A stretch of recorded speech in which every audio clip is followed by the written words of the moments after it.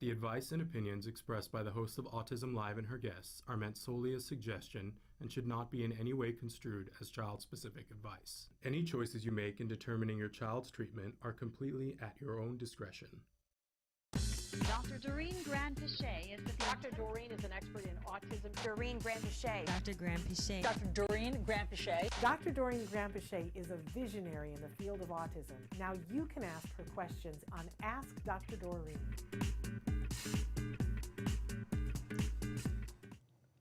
Good morning and welcome to Ask Dr. Doreen. I wanted to do a whole opening and pretend that I was you, but sitting next to you, it doesn't. This wig, I call it my Doreen wig. It's so but good. it doesn't. It doesn't look like you. It looks exactly like me. It looks like I ate you. When you sent me the picture Yeah. last week, I was like, oh my God, I took it, and it was a double take. I was like, wait, is that me? That was so stop. I swear, Stop. I swear. Well, I showed that picture to my husband last night, and he was like, "Who is that?" It looks familiar. She looks familiar. Who is that woman? I was like, "That would be me, honey." And he was like, "No, let me look at that again. It doesn't look anything like you." Yes, because, and I'm going to take this off in a minute because I don't know how you deal with this much hair. I can't. It's making me full on crazy. But anyway, good morning, especially good morning to Bertha, who says good afternoon. So wherever you are, Bertha, in the and world. she says you look so beautiful. Well, I'm There you trying go. to channel Dr. Granpeesheh, but I used to have long hair, but it was long ringlet curls. I would wear it, but I would do it in the Julia Louis-Dreyfus from Seinfeld, that I would take and do a big top knot on the top and have all the spilling hair. Oh yes. Yeah, it was very 80s, 90s kind of thing. Anyway, and then I couldn't stand it anymore because can't stand this much hair on my face. Good morning, Laurie. We're so thrilled you're here. So this is for also look how much we look like the logo. Oh, well, there you go. So and I don't do reverse well. I have to have mine sweeping across my eyes. There you go. I can't take it. There we go. The big reveal. So I don't know, did I send you? I thought I was going to send you, but Lori, who's watching, decided that she was going to shave her head too. I heard. Did you see that? I'm all stuck to this. Oh my gosh. So, it's so much lighter and cooler, and can you see that it's already? Are you happy? I'm like the George Papard look. It's white, yeah. It's nice. We have so many stories about that, but Laurie, I thought you looked great, and you're amazing, because she had long hair. I had short hair, and you shaved it off, and she had long hair, so brave. Hi, Vibin with Nisha, and hello, Judy. We're so excited to see you too, Bertha. We're here with Dr. Granpeesheh. If you guys don't know her, she's a true expert in the field of autism and working in this field for more than 45 years. Hello. Crazy accomplishment. And if you were with us last week, then you know we did the Autism Network podcast-a-thon. We managed to stay live for 44 hours. Amazing. And found that we still had things to talk about, which is why we're here and back, because 44 hours is not enough. But we also, on the last show, as Dr. Granpeesheh was shaving my head, which was hilarious. It was so much fun. Somebody sent me, Sucho sent me the best picture of you making the spiral horns on my head with you laughing. It's like the best picture ever. It was so much fun. And but we also were sort of celebrating her birthday early because she had a birthday yesterday, if you didn't know. Dr. Granpeesheh had a birthday, just a little one, not a big one. A huge one, a huge one. I was being sarcastic. But anyway, we celebrate you every day, but especially when we get to commemorate another trip around the sun. I'm so grateful for your existence. Thank you. And I include you in my grateful list every single day, as do so many other people. I want to say that DJ wrote and said, he said happy birthday. I wanted to make sure that I mentioned that. That was so lovely of him. And also yesterday I had the amazing experience of a lot of old friends who worked with me at CARD for a long, long time, right? Yeah. 25, 30 years were in touch with me and so on. And I think Vince wrote something like, that, can you believe that we've known each other since like our 20s or something? And I thought, God, that's insane. Yeah. Yeah. I was listening to the radio yesterday, and they said something like 41 years ago today, Haircut 100 was the #1 song, and I went, what? Yeah. 41 years ago? Yes, we've all marched on, right? But Lori says, I had a blast. Can't wait until next year. I'm so willing to do it again with updates. Lori, so thrilled that you were a part of the marathon. Brian says, good morning, Shannon and Doreen. After the marathon, you feel like family. I'm so glad, because Thank you you. always feel like family to us. And Lori said, happy birthday, and Bertha's sending you lots of love. And Pratibha, I hope I said that right, Yes. is saying hi. We're so thrilled that you guys are all here. So Dr. Granpeesheh, as we said, is a true expert in the field of autism. We are going to get down to some questions in just a second, but let's talk about where you can go to put your question in. We're live right now on Facebook, YouTube, Twitter, and Twitch, which I always forget to say. We're also live on about a dozen other places too, but for those places, if you write in right now on that platform, then it populates here on our screen and we can be having a conversation almost in real time, which is super fun. And also, I feel like it, you know, it feels like the bedtime pass. It takes some of the steam out of it, because when you know that you have access to an expert of this caliber where you can float some questions out. Now that leads me to our disclaimer, which we always say, which is that there's no expert in any field, let alone autism, that can give individual specific advice. So if we all understand that, there's no way Dr. Granpeesheh doesn't have eyes on you or the people that you love in your home that are on the autism spectrum. But if you'll write in and tell her kind of what's going on and give her some whys and wherefores, then you know, you can hear from her. And a lot of times the questions that you ask them are as interesting as the answers that you provide, right? Because then it allows you guys to take that information and go back to the expert who does have eyes on the situation, so you can get farther faster, which is a wonderful thing that you donate this time. It's my pleasure, and also I think it helps a lot when people are live with us, because I'll have questions and they will be able to answer those questions. Yes. And that allows me to get to know their child a little bit better and be able to really actually hone in on what the issue is. Yeah, and I want to say, if you know, one of the reasons why we did the podcast-a-thon and went around the clock twice was because so many of you had written in from around the world and said, we don't get to watch you live. Right.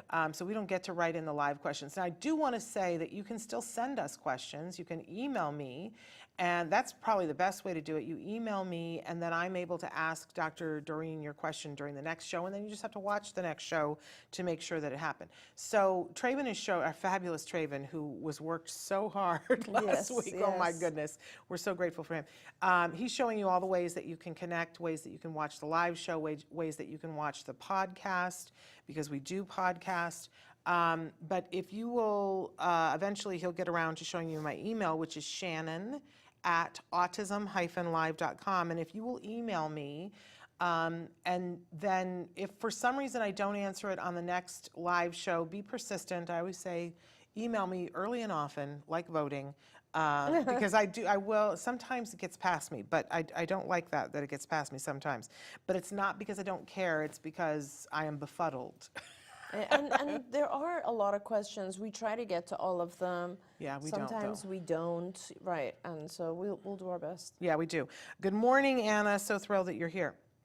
So we got a lot to accomplish today, not the least of which is there's a giant bag of things that maybe we should take them out a little at a time, because there's all these, it's all funny stuff. Because what do you get someone who is giving you everything? I haven't figured it out yet. Right? I mean... Well, you're too kind to me. No, no, no, that is not the truth. I started writing you this maudlin message last night about where I think we would be. I think I changed it and went, oh, don't put that all on her. But but I was sitting there and I was like, and I was like, you know, because I don't have to wonder where would we be without you, because I know that my child wouldn't be speaking. I know that my child would not be, you know, halfway through his college career studying to be a writer. Amazing. I know that he wouldn't be working with individuals on the spectrum. My husband and I would probably have not stayed together because it would have been so stressful. Oh my gosh. And I would probably, you know, have left Los Angeles to go live in a shack somewhere on the side of a mountain because I would have needed to work full time, you know, helping my son. And that is not our circumstances because of you. Oh, well, So there we God go. bless you thank you for giving me all the credit, but Well, I appreciate it. mean, really. I'm just thrilled that I played any part Oh, in please. your life. Thank Any you. part. Are you kidding me? So anyway, we'll take little breaks like that throughout. But our topic today for today's show is overcoming bedtime challenges because look, we just went through a couple of sleepless nights and I'm still feeling it. And I remember what it was like when we went through every night, sleepless night. And I know that for a lot of you, that is your reality. And the truth is, you know, you can want everything. You can want the sun, the moon, and the stars, and you can want communication, and you can want all these amazing things for your kiddo. But if you're underslept and they're underslept, it's going to be a rough thing. So our starter question today, and then we're going to take questions from you guys. You guys can be writing in your questions. Oh, look. They said hi from Kobe and Rachel. Oh, how that's much did we awesome. love We Kobe Bird love last week? having Well, you and guys. Rachel too, because I love them both. Which reminds me, if you guys haven't checked it out, the Easter Seals every year does the Easter Seals Disability Challenge. Oh. And it's a film thing where they're given a topic and they're given 5 days to form teams. And they're given the topic, it has to surround that, and it has to be this video that they create in 5 days. Can you imagine? Amazing. And it's for the entire disability community, and then they post all of them. Wow. So they did this a week and a half ago, and they just posted them on Saturday. And What a beautiful thought. Right? And they've been doing this, I think this is the 10th anniversary. So we have several of the guests that were on last week who have films, but I especially want to say that Kobe and Rachel did a film together. Rachel wrote it and did the editing. She did an amazing job. And Kobe is such, you guys know, he's a brilliant actor. So they have, theirs is called The Question. I want to encourage everybody to go there. Oh, I can't wait now. Right? Yeah. But it is a thing where people vote and by viewing, so go check out their video, The Question. Oh, I definitely will. It's really good. And you find this on the Easter Seals website? It's all over Facebook, but if you put in Easter Seals Disability Film Challenge, you'll see, I think there's 150 films. So many people did so much good work. I know Danny Bowman was on the show last week. I haven't seen hers yet, but I'm sure that it's lovely. Spec Labs also put in a video that I haven't seen yet. That's But great. definitely check out Kobe's because it's the one that I've seen and it's, I got chills. Amazing. So watch it. They did an amazing, amazing job. And Rachel said happy birthday. Thank you. Thank you, Rachel. And I just lost it. Laurie said, Dr. Doreen, you're an angel to all of us. You are both appreciated so much. Well, Laurie, you're tearing it up yourself. You are doing an amazing, amazing job. And bringing so many people into the light of possibilities. So we love what you're doing too. And you can find her Autism Journey with Elijah. Amazing stuff that you guys are doing on Facebook. Anyway, I started to say our starter question today is I can get my 4-year-old to bed. I can get him to sleep. But a half hour later, he wakes up and is up for hours. Please help. That's like so... I can just picture this parent because, you know, you do all the things, you go through all the steps, and you get them asleep, and you go, oh, okay, now I have a minute, and they're going to rest, and it's all going to be okay. And 30 minutes later, your night is over. Yeah. So that's actually an unusual one because, you know, in all the years, I've gotten so many different questions about sleep, and it is... you find patterns, like you see a lot of the same stuff happening. A lot of times it's kids who will not fall asleep. A lot of times it's kids who wake up approximately 4 or 5 hours after they've gone to sleep. You know, there's issues with like stuff that happens during the night. The child wakes up and comes to your room, etc. Now, half an hour after is actually very, very unique. And so the first thing I would do is, and I hate to tell this to parents because it's not easy to find the right place, right? But I would really want to check and try to find out what exactly is waking him up. Because if you are actually asleep, you're going to go through a cycle of sleep patterns that are half an hour just makes no sense. It's not in the sleep cycle, right? So you're not even reaching REM in half an hour. So we have to figure out what's causing him to wake up. There could be external things, for instance, noise that's happening in the environment that you might not even consider to be noise, because to us a lot of things are background sounds, but to our kids they are startling, like maybe sprinklers turn on, maybe I don't know what, but if you can, maybe just sit around in that half hour, sit in his room, or put a camera in his room and see exactly what's going on. Of course, other things that sometimes wake our kids up are also seizures. And sometimes these seizures can be subclinical, so you don't necessarily see the seizure, but it's brain activity that suddenly occurs and wakes the child up. And the only way to really tell is to do a 24-hour EEG, which is hard on parents. A lot of universities that have, I don't know exactly where you are, but universities typically have sleep research centers or sleep centers, and a lot of times they will do this. They will either have an actual location where you can take your child there and they will observe and measure everything that's going on, or they now have these amazing kind of EEG caps that are hard to initially get used to, but people can help get your child used to it, and it's just like a little cap that you put on, and it has electrodes all the way inside and measures what is exactly going on with your child. So I would definitely start there, because as I said, waking up half an hour after they fall asleep is a little unusual. Now, other things, like when people tell me that the child wakes up like 4 hours after, it's usually the effect of melatonin. Yeah.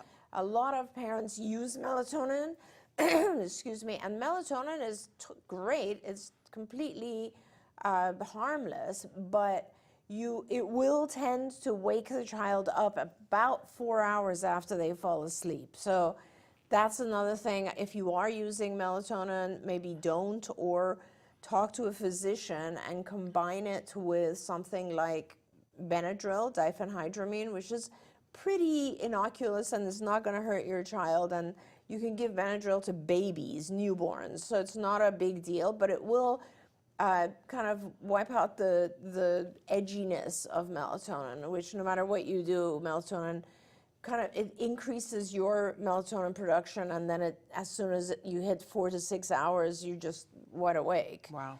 So that's another thought. The other thing is there some other type of physiological thing that could be happening? Like, for instance, does your child use the bathroom before going to sleep?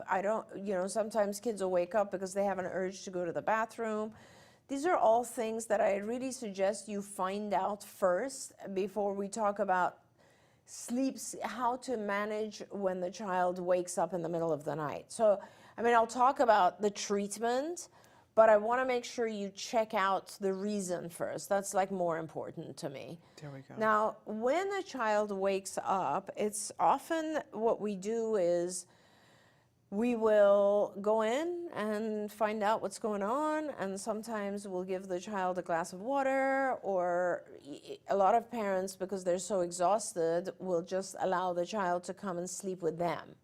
And it's amazing how fast the body will condition to waking up because of those two reinforcers. Anything edible or drinkable, anything, like even water, will get you in a schedule of waking up.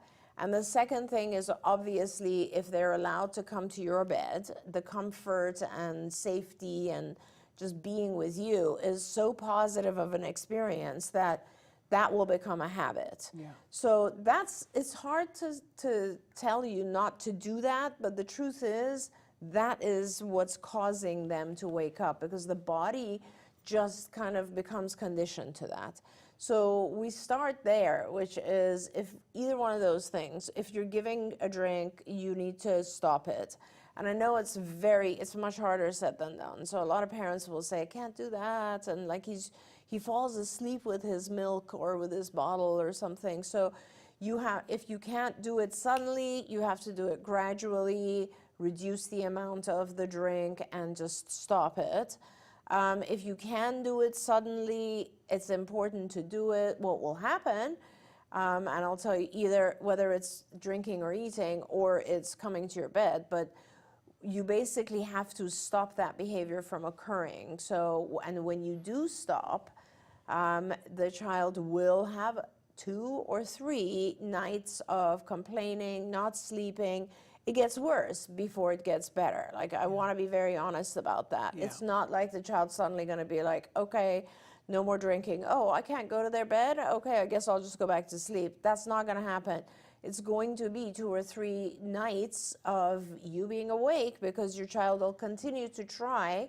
If it's a matter of drinking something, they will cry, maybe be upset, and then they'll get used to it. If it's a matter of coming to you, they'll keep coming and you'll have to keep taking them back or not even allowing them. Like, a lot of times I'll tell parents, honestly, it's easier if you reverse this, and instead of allowing the child to kind of walk over to you and spend the night with you, you put a cot in their room and you spend the night in their room, actually right next to them to begin with, and then every night you move your cot away 1 inch. And actually, as you do that, the child will gradually get used to it. There will still be at night where you're a little bit too far, and you'll just have to stay there until the child gets used to that distance, and then gradually you will start to put your cot outside the door. And it'll be bumpy, but it's the most gradual way of doing this. Some parents choose to do it. Other parents will be like, no, he's got to get used to it, so they don't allow the child out of the room, and the child does go back to sleep. Now, it's just tough on us. Like, I went through this with my 3rd child. It's very, very tough on parents because your child's crying and feeling very much like, you're very vulnerable, you're tired, you're exhausted. The whole time your mind is playing tricks on you. Yeah. And it's kind of like, why am I doing this to myself? Why don't I just let him come sleep with us? Yeah. And the reason you don't let your child do that is because it might be okay when they're 3 or even 5. It's not okay when they're 17. Right. So, and it'll become a habit, and it'll become harder and harder to break. Yeah. I think, all the things that you listed, except for one, and one is that I'm going to speak for myself, is that when he was little and I realized all the things he was missing and all the things that he wasn't getting, I tried to compensate wherever I could. And so part of it was that I told myself that by giving him that comfort of coming to bed and sleeping with us, Yes. that I was giving him something because he didn't have other things during the day, that he couldn't just skip off to Gymboree like the other kids. Yeah, or And part of even it was a lie because it was more comfort for me too. Yes. But it was the lie that I told myself. And I just feel the need to say to people, if you listen to everything that Dr. Granpeesheh said, and there was a part of you that was like, yeah, I'm not doing that, I want you to just take a breath for a second and ask yourself why. Yeah. And go through all the emotions of Yeah. all of it, because long term, we didn't get to the really good stuff until I got rest and he got rest. And the truth of the matter is, as much as I told myself, but it's comfort to him in the middle of the night, it really wasn't. Yeah. Yeah. It was all of the things, and I didn't have the rest to be able to see that clearly then, Yes. but I can now. And I can tell all of you, you get to better days if you will do what Dr. Granpeesheh is asking. It's hard. It's very hard because we have guilt as Yes. well, right? I mean, it's, not to compare, but last night, like, right now my daughter's dog is also staying with us, so we have Yes. 4 dogs in my house.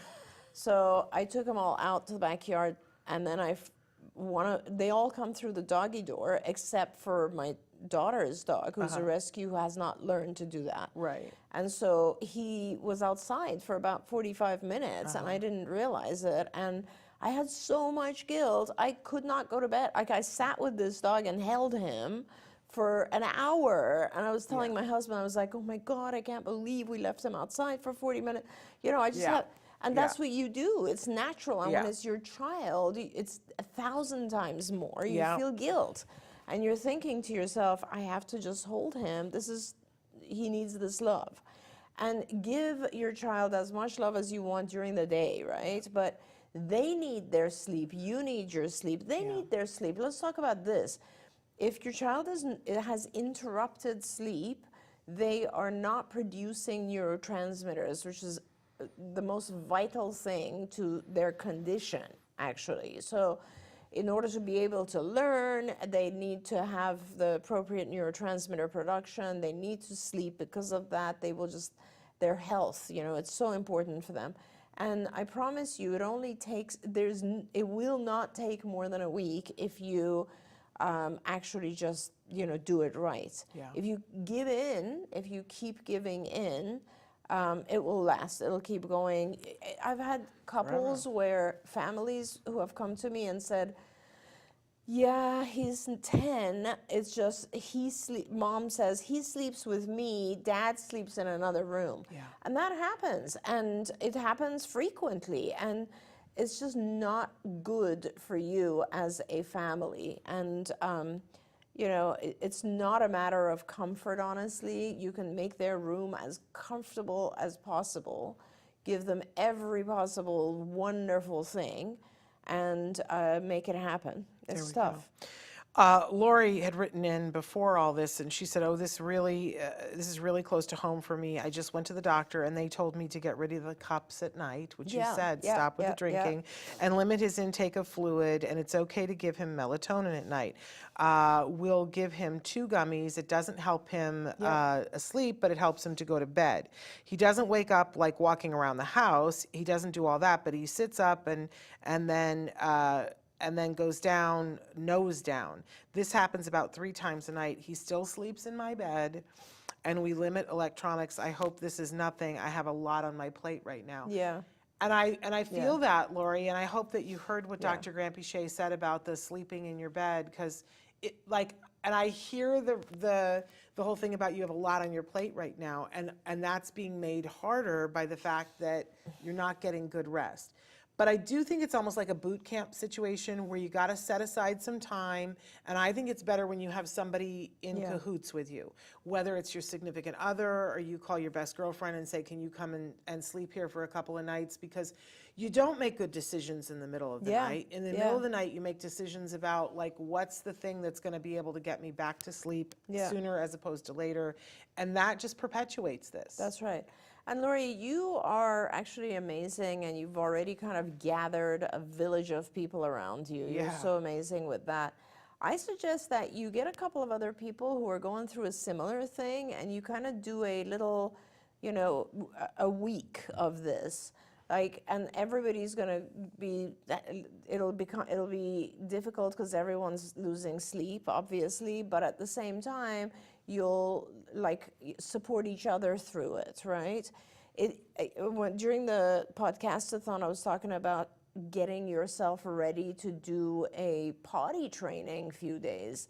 This is even more important, I think, and you kind of need to select a time when there's no travel. As Shannon said, you got to have support and friends, because it's just like when you have a newborn baby, right? And you get someone to come and help the first week, and that's all you really need. You need so that you can trade off, so that you're not the only one dealing with it at night. And then it just becomes a habit that they will actually stay in their own room. This is very, very important. Yeah. And like I said, talk to the doctor who suggested melatonin and ask if it would be okay to have a combination of Benadryl and melatonin, possibly not as much as melatonin as you're giving him, but and also like a very low dose of Benadryl. The 2 together will help keep him asleep. I always used to enjoy that. For me, any kind of melatonin will wake me up. But I used to talk about Tranquil Sleep, which is a chewable melatonin, which is pretty good. And it has theanine in it, which helps you stay asleep a little bit, but still wakes me up. So, you know, I think that's important too, is to have a medication. And also, I mean, we don't give kids like heavy duty sleep medication. That just it's not approved. But there are other types of things that will help a child get drowsy, like Benadryl. There you go. Pratibha, I hope I'm saying it right, says my son, 6 years old, is very aggressive behavior towards others. And I'm going to ask her if you would do us a favor and write in and be as specific as possible about which behaviors, when is it happening, who is it happening towards, and then we'll come back to it. Is that okay with you? That's a great idea, and I really want to try to help address this for you, Pratibha, but we need to know specifically when it happens. What are the circumstances? Is it when you ask him to do something? Is it when something around him is bothering him? He's trying to get out of a situation? Please let us know a little bit more detail. Okay, Judy has written in and says, Shannon, I'm sorry, not a good time to ask. It's a perfect time to ask. You sent me 2 emails, Judy, and much apologies. I left here a Hurton unit the other day and just unplugged for 4 days. So I have not yet seen emails, and I'm going to be getting caught up on emails directly after this show. But I can tell you that you did, I remember you won a Discovery Toys gift card. We really want to thank Discovery Toys. Yes. We were able to give away a bunch of $25 gift certificates throughout the podcast-a-thon. I remember very distinctly you winning one, Judy, so you absolutely are a winner, and you should be getting those emails today and tomorrow. I'm sending them. And my apologies that I took longer off than I thought I was going to take, but it was really necessary. Oh my gosh. And you still haven't caught up on No, sleep. I'm not caught up on sleep because it takes me forever because our bodies, things interrupt, and there we go. I am saying hello, hey y'all, hey to the owl feather. I am newly obsessed with owls. I don't know if I've told you I this, didn't and know so I this. love this, and you sent us hearts and owls and owl. I was a couple of years ago that somebody showed a picture of owls' legs. I had no idea that I thought owls had these very long bodies and these little feet, and they don't. They have long feathers that cover these long, skinny little, who knew? That's And insane. I'm obsessed now Owls with are owls. the best, Shannon. So now that you told me this, Yes. I have a home in Florida, and there's an owl that sits at the top of the door. So whenever you enter or exit, this owl is sitting there looking down. It is the cutest thing ever. Like, I worship this owl. It's so adorable. You have to go. At our old place that we lived, we always had owls. Oh, they're amazing and they would animals. hoot even in the middle of the day, and I would always talk to them and go, "What are you doing? Yeah. It's the middle of the day. You're supposed to be asleep now." And then now where we've moved, we have every animal except for giraffes and owls. I swear to you, we were like, did we rent a zoo? We've had the raccoon on our patio that stood up and it was 5 feet tall in the middle of the Yes. night. We've had possums, the great possum too attack funny. of 2020. I mean, we've had everything. We've had parrots, roving parrots that Oh my that people gosh. apparently let loose in the 30s, and there's a band of them now Oh my that would come and gosh. live in the tree. We have everything under the sun.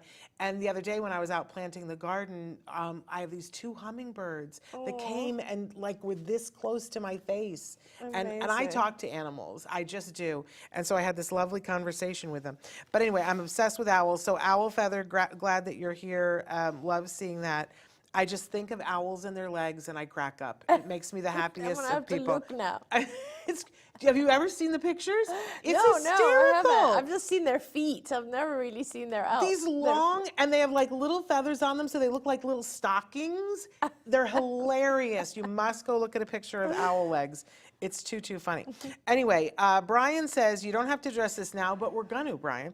But it would be interesting to hear your thoughts. I am hesitant about medication, but there was a very positive recent publication recently that was highlighted an anti-seizure medication, Lamictal, has very promising results to minimize ASD problems and behaviors. Is still in human mice studies. But he's asking if you want to look into it, Dr. Doreen. Yeah, no, Brian, a lot of people do use Lamictal, actually. It's not uncommon. That's something you need to discuss with your pediatrician or neurologist, and if you feel like it is something that your child needs, then obviously go for it. I generally feel that when a child has challenging behavior, I don't really want to medicate that, because I feel like challenging behavior is some form of communication, and I kind of want to know why they're having that challenging behavior. In other words, if a child tantrums, I want to know what's causing them to tantrum. Sometimes what's causing them to tantrum or bite or, aggress or whatever is just frustration. And when I teach them more communication and increase their reinforcers and reduce demands, things become fair for them, and then those behaviors go down, right? They decrease. And they learn that, oh, I can communicate it in better ways, in other more adaptive ways. Sometimes what's causing their aggression or frustration are things that are internal, like there's a massive amount of anxiety. And when I treat the anxiety, it helps the child's aggression or challenging behavior go away. Sometimes it's other things, like it could also be sensory issues are causing the child, it could be sleep issues, it could be pain related to gastrointestinal, whatever it is.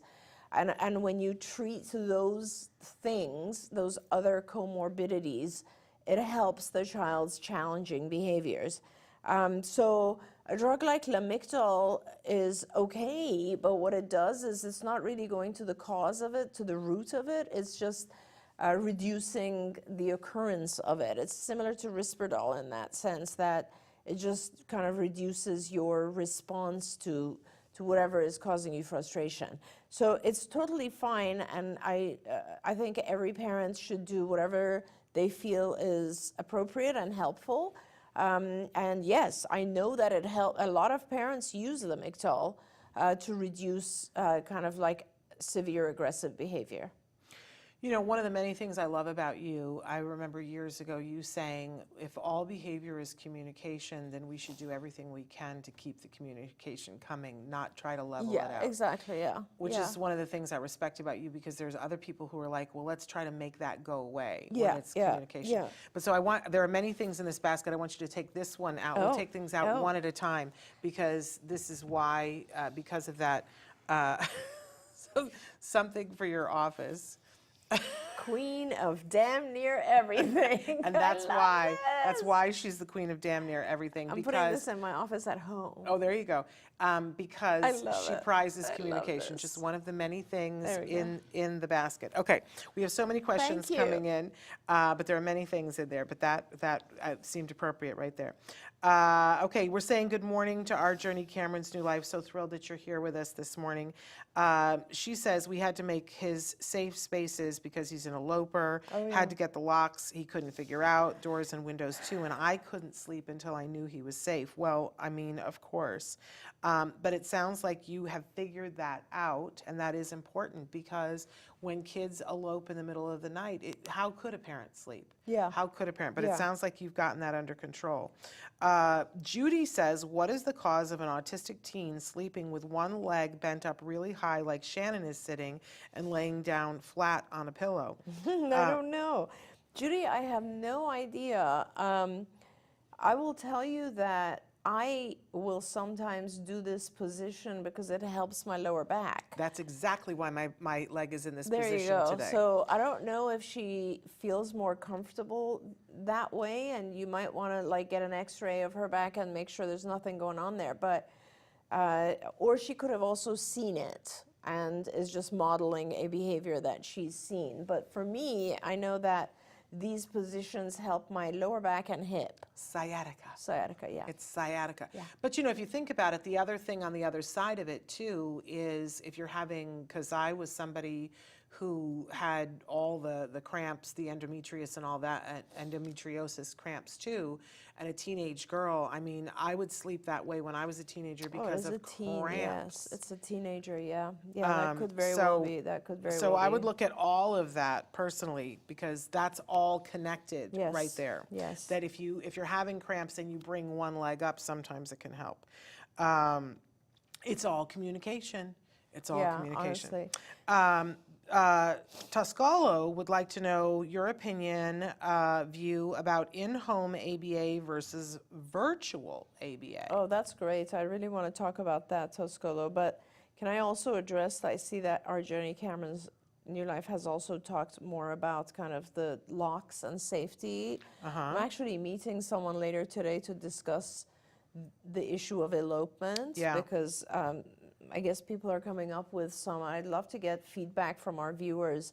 A company has designed soles, I guess, that you put in your shoes that are like for elopement. They're, I guess, for kids on the spectrum as well as individuals with Alzheimer's. And personally, my feedback was that a lot of kids don't like keeping their shoes on. Yeah. I'm not sure that that's the best way to prevent this, but I do know you had mentioned to me, and I was looking it up this weekend, there are companies that produce a QR code that you can put on your clothing. Yeah. Which also, by the way, not that you need this, but for those of you who are still not comfortable at night, I feel very safe when everything is locked to the point where nobody can get in or out, but the QR codes on clothing are very, very good for elopement, I feel. I think that's a fantastic thing. Friends of the show, their parents, in fact, their son went to the same school that my son went to, and Jay was an eloper. Yeah.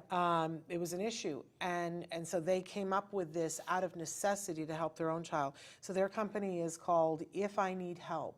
Yes, and you can, I love that. You can go to their website, ifineedhelp.com, and they have lots of different things. And you can get patches to iron onto clothes or to sew onto clothes, or you can get them so that they're printed on the clothes, or things to attach. You can get them to attach to the shoe. They have all kinds of things, and there are kits that go together, and these are parents who have been there and done that. So that's awesome. ifineedhelp.com. So they're like, you can sew the patch on, iron the patch on, stick it on, like stick stuff to, that's fabulous. Yeah. That's fabulous. And what then you customize, you have control over when somebody scans the QR code, what it tells them. And you can put all kinds of information. And we've heard from the police that it's been really helpful when somebody sees somebody and they do the scan, and that they've been able to reunite them with family members ever so much quicker. It also is a signal to people that, something else is going on, because I think sometimes people are they look the other way and don't realize.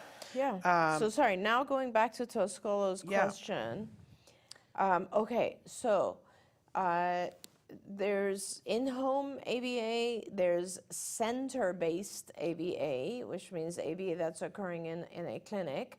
And then there's a virtual, which is something new that started during COVID. Yeah. And I will tell you that we did studies that showed that center-based ABA was the most effective.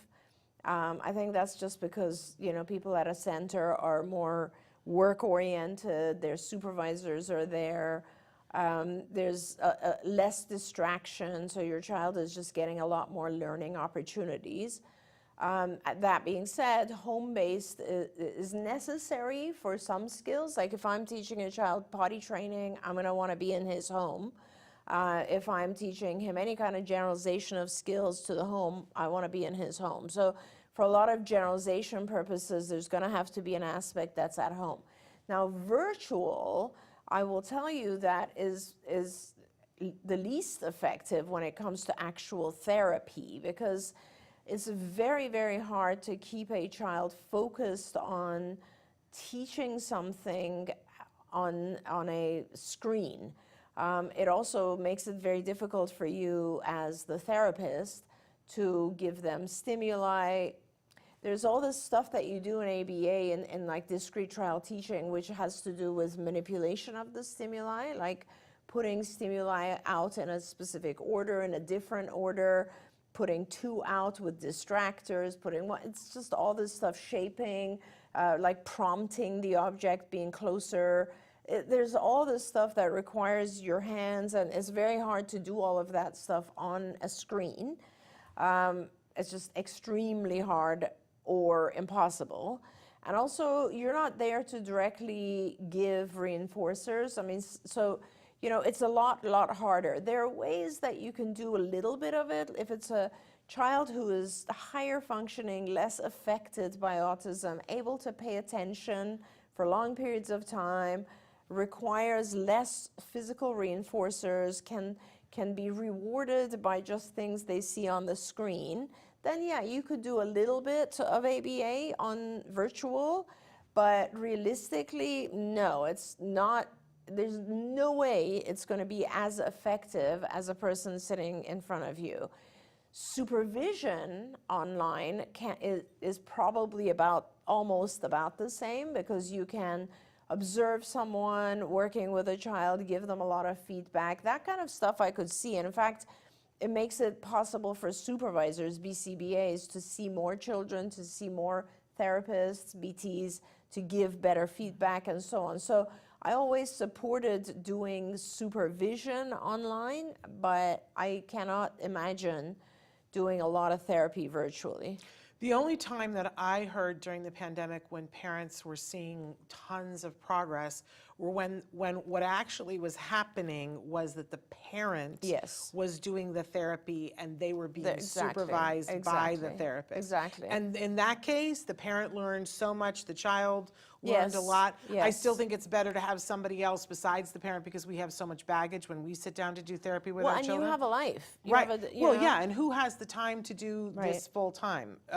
During so- COVID, it actually worked out okay because a lot of parents were not working. Yeah. But I think that it's, and as I'm glad you brought that up, because if a parent is available the whole time, or if someone is available the whole time and is able to do all these things, Yeah. then yes, you learn a lot. they learn so much. I also think that virtually you can receive parent training, but I don't think actual ABA therapy. And they went on to say that part of the issue is that the centers are filled up with Medicaid beneficiaries, especially in Texas and in Dallas. But I think, you know, like fight to get your child face-to-face services. Yeah, if the centers are full, forget it, just do it in home. Go get therapy in home. Like that is the way we used to do it for decades. So Yes, get therapy that's in home. how I had it. It's great to have therapy in home, and as long as you can really make the environment kind of distraction-free, you'll be just as good as being in a center. Okay.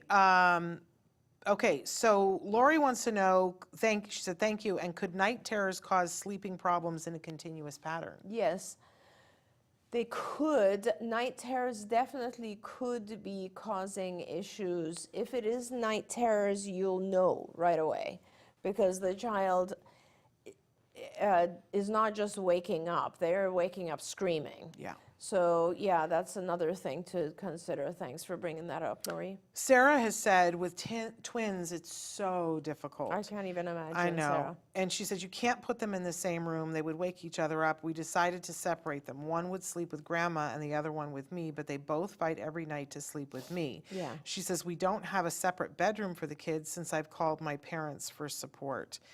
It's so hard. But I also know that Yeah. with these two little guys, they are making tremendous progress. That's awesome, That they have Sarah. grown so much, and they're really, everything that you write in, Sarah, I'm so impressed with how much language, and I just wonder, because I'm always a big fan of wearing them out. Like Yes. physically Yes. wearing them out. Yes. And I mean that in the best possible way. I mean like Disneyland wear them out. When people go, well, you know, you're talking about making children so tired. We never go, oh, how abusive is it to take them to Disneyland? Yeah. But you know, like physically making sure, like these kids are in therapy a lot during the day, but I'm wondering, like, do they get to have how much physical activity, Yeah. Yeah, that's a very good But point. but any And advice also, for her? I mean, there's a lot of stuff you can do with schedules, because if you have a child who's awake during the night, another thing that we tend to do as parents is we will worry about them, so we'll let them sleep in the morning. Don't do that. Wake them up even though they haven't had a lot of sleep at night. Like, keep them on a schedule. Schedule is vital, believe it or not. Like, our bodies acclimate to a schedule really fast, and then they just realize this is bedtime and this is waking time. And also, You know, I mean, in your situation, Sarah, you can't do much about it right now, but when you have a room for the child, I have found that a lot of children will actually ask to go to their room for bed if they have a lot of reinforcers in their room that they wouldn't normally have access to otherwise. So, Absolutely. but Sarah, don't worry about it. You have so much going on right now.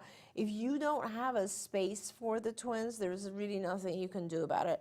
Once they're a little bit more manageable and your parents maybe are not there, then you can set up that room, and then one by one you can transition the kids into their room. There we go. Bertha says, happy birthday to you and many blessings Thank to you. come. She says, my granddaughter does not sleep well, and then she falls asleep at school. Yeah, Which yeah. is what happens, Yeah, right? yeah. Um, And you have to, Bertha, tell the school they cannot let her sleep. That's part of the problem. Like her routine, her schedule has been to sleep at school. So. And then she goes on to say that she herself is having a hard time going to sleep because she says she has nightmares since the hurricane that hit us 6 months ago. Oh my gosh. Which, I mean, if that's affecting you, imagine how that's affecting your granddaughter. Yes. We all, it's so interesting to me, whenever we change the clocks for daylight savings time, it messes us all up for a week. It does. All of us It does. for a It week. does. And I always say, isn't that fascinating? Because the light changes by about a minute and a half every day for all of Yes. us, and we don't notice it. But change it by 59 minutes, and we're all thrown off. Like traffic It's so is true. thrown off, and people get in more accidents It's so because true. we're thrown off. So imagine if it's having that big of an effect on you, what effect is it having on her? Yeah, absolutely. And then be kind to yourselves, right? And also, Bertha, I mean, I just like downplayed and talked about melatonin for a while, but one of the things that is fantastic about melatonin is that it does help you fall asleep. If you yourself are having a hard time, you might want to look online and purchase some Tranquil Sleep. It's chewable, very easy, and you will fall asleep. I am also a huge fan of the Calm app.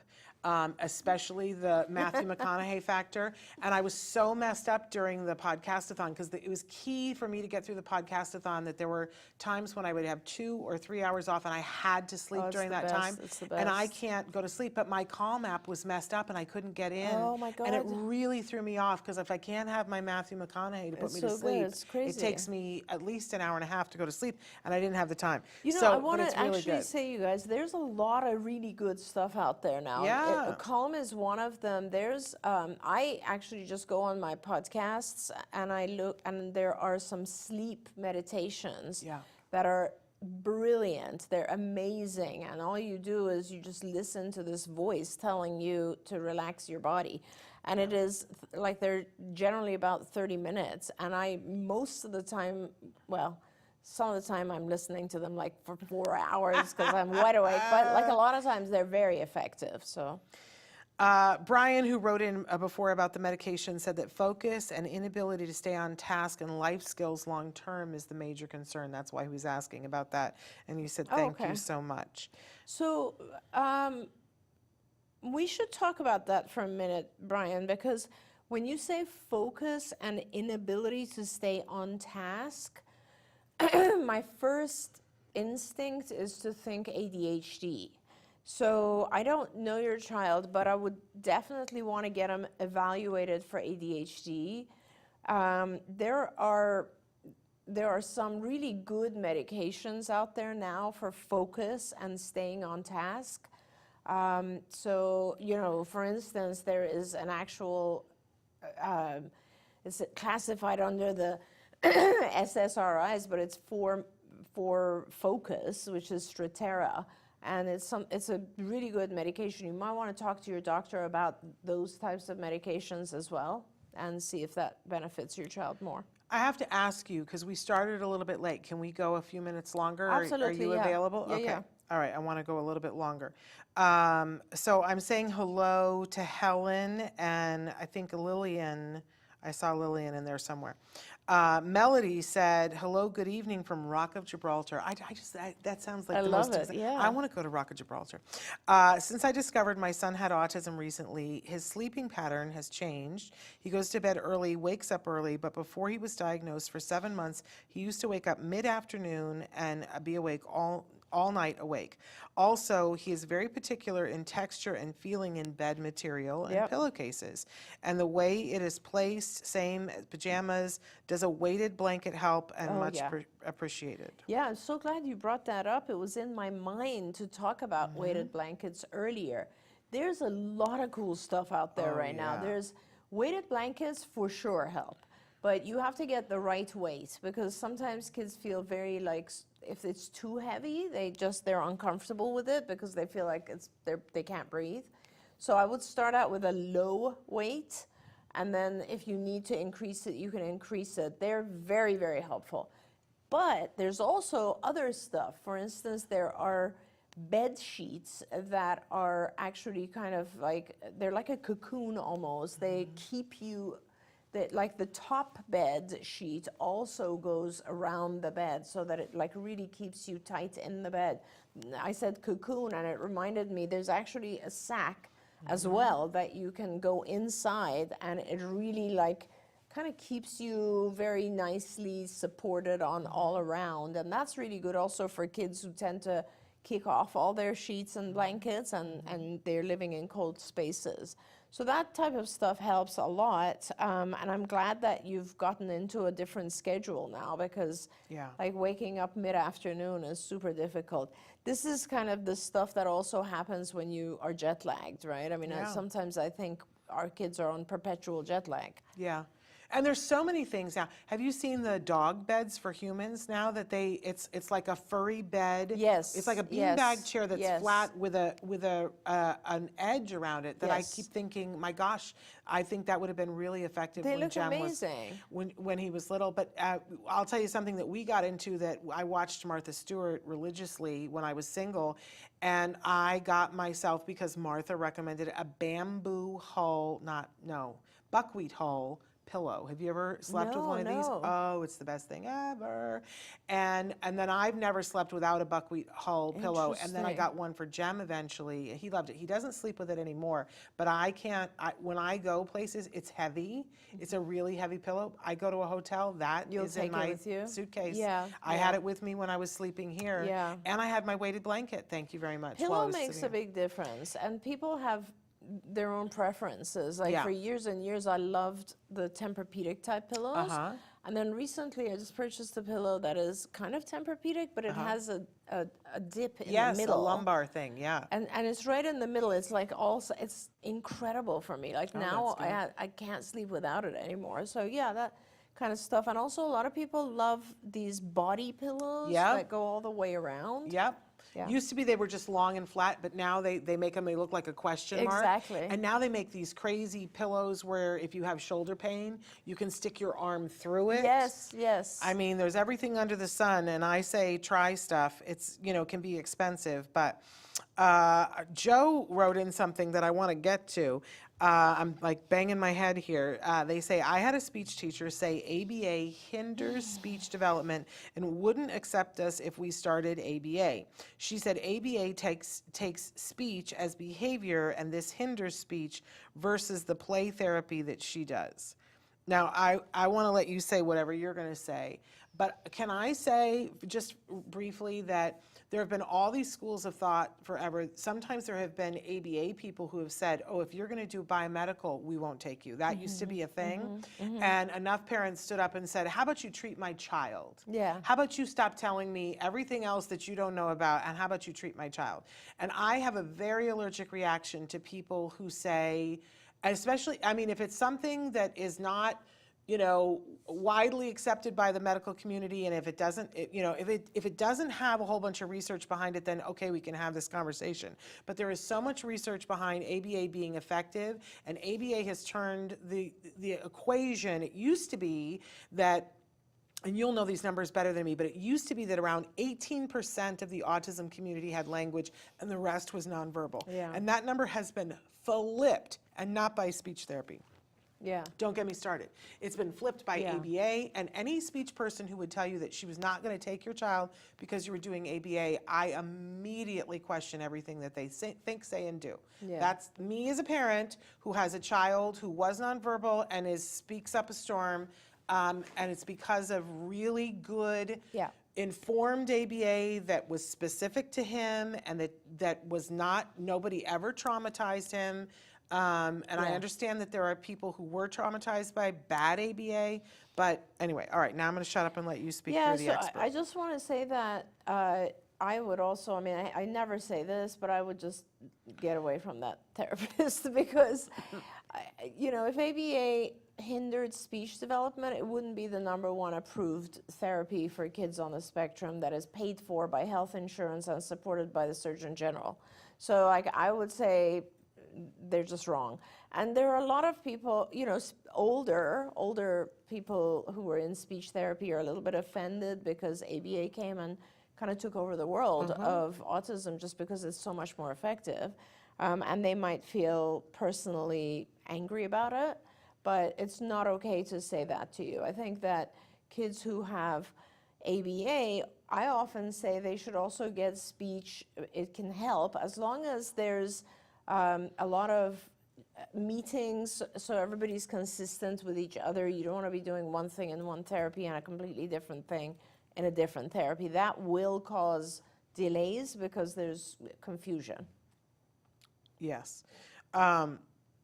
We're really out of time now, but I do want to say that Lori has said they sell weighted animal pillows as well, and Elijah loves that. He picks this out and calls it Mr. Bear.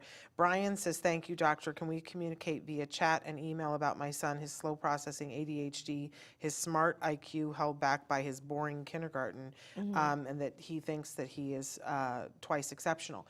So what I want to ask you to do, Brian, is email me, Shannon at autism-live.com.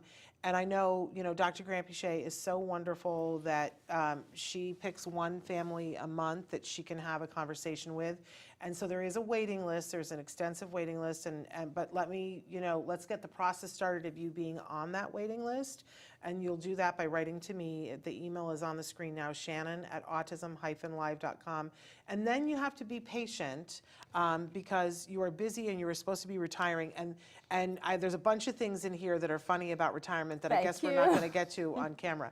I'm happy to help if I can. Yeah, sure. And I don't usually do like back and forth emails. I'd rather spend an hour and like observe your child on virtually and also get a bunch of feedback from you, look at prior tests and stuff and activities, and then give you kind of like an assessment and some pointers. Yeah. So please write to me, Brian, so that we get you on that list so that eventually that can happen. And I'm sorry, I don't think we got to all of the comments, but I really want to say to everybody how much we appreciate you on a daily basis being here, that your comments and questions help. We hope, and I know you guys write in and say how much it helps you to be able to talk to Dr. Granpeesheh and pick her brain about these things. And I feel bad that Pratibha never wrote back to us about that aggression, and I hope that you will, because I want to know more about that.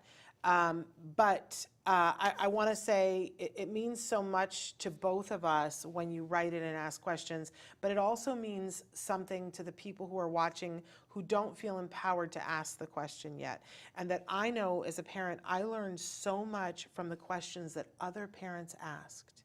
Yeah. But I was like, that didn't even occur to me that I could have a question about that. Absolutely. So keep writing in those questions. We appreciate it so much. We've got a great show planned for you tomorrow, and I, of course, cannot remember, but we've got 2 guests, but I booked them so long ago that I can't remember. I know one of them is about an organization called Autism Wish, and about granting wishes, but I cannot remember who the other one was, but I remember saying, I want these to be the 2 guests right after the podcast-a-thon. Awesome. So tune in tomorrow, and we'll have Jargon of the Day tomorrow, and we look forward to being back with you guys. But thank you, and happy birthday, and then I want you to be able to open all this Meshuggah. But thanks to all of you, and we'll see you tomorrow. Until then, give your kiddos a hug from me and one for you too. Bye-bye for now. Bye, everyone. Don't forget, you can watch Ask Dr. Doreen live every Tuesday morning at 10 a.m. Pacific time. We hope to see you there.